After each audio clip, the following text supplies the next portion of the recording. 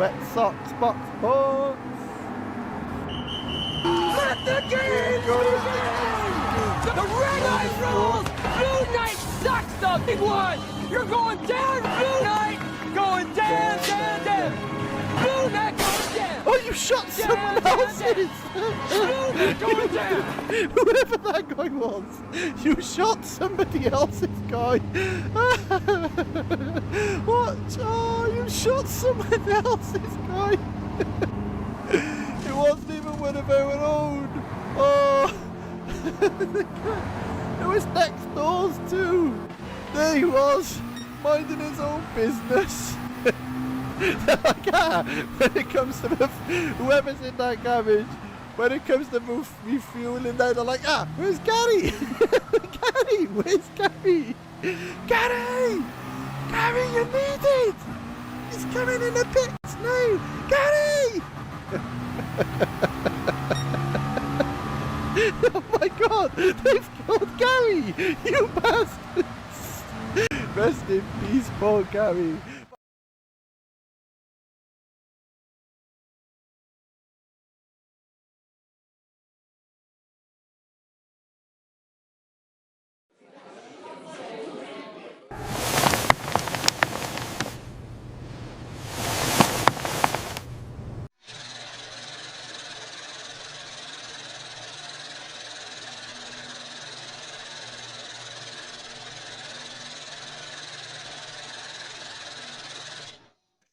We're gathered here today to remember a man who lived life in the fast lane, but occasionally napped in the pit lane.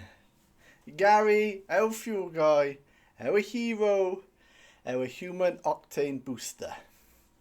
If you've ever watched a race, you'll know the driver gets all the glory, all the champagne, the interviews, the slow motion helmet removal. But behind every podium finish, there was Gary, holding a fuel rig like it was Excalibur with a nozzle. Gary didn't just refuel the car, he refueled hope, he refueled dreams, and he even refueled 3 generators just because it looked thirsty.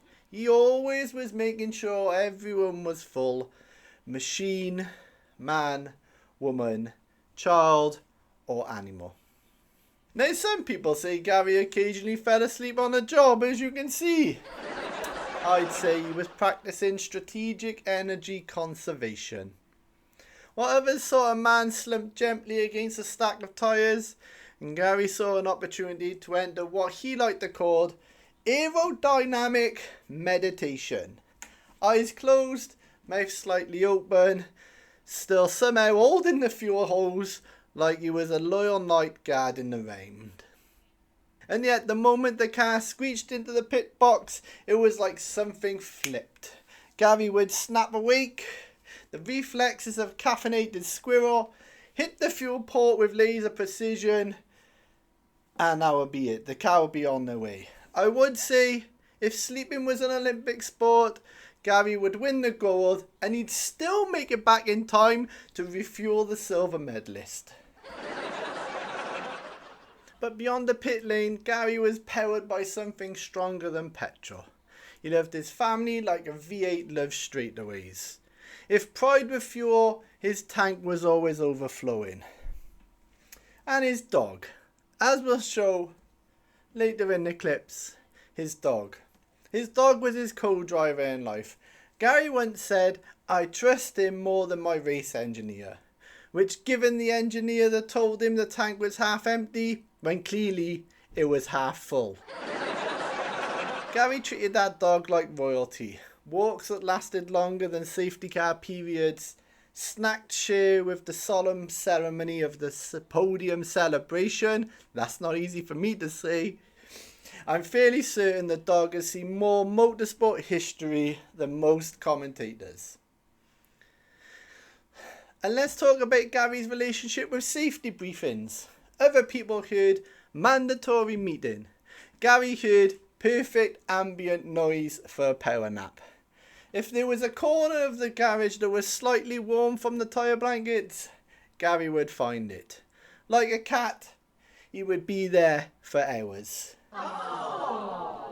But no one ever dated him.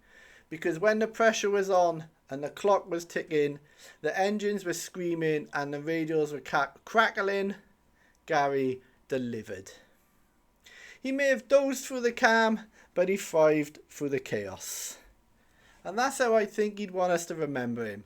Not as a man who fell asleep, but a man who knew that life, like racing, is about timing. He would always say, rest when you can, love your family fiercely, pat your dog like you mean it, and when your moment comes, wake up and give it everything you've got. Sadly, Gary has completed his final pit stop. There's no time penalty, there's no unsafe release, and his tank is now officially full.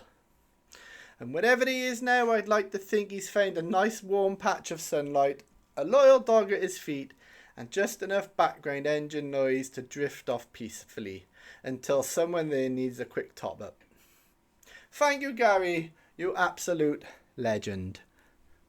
Now if you all could please bow again for Gary in respects.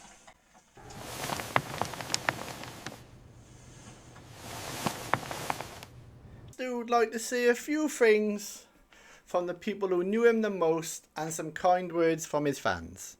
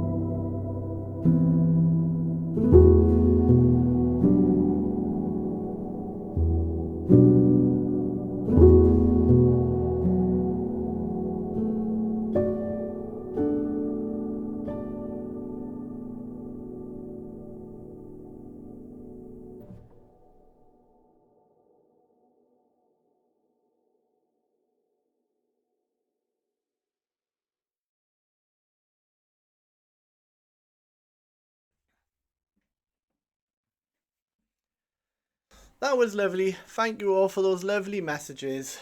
And now one final piece, a final montage of Gary, the absolute legend of the pit lane.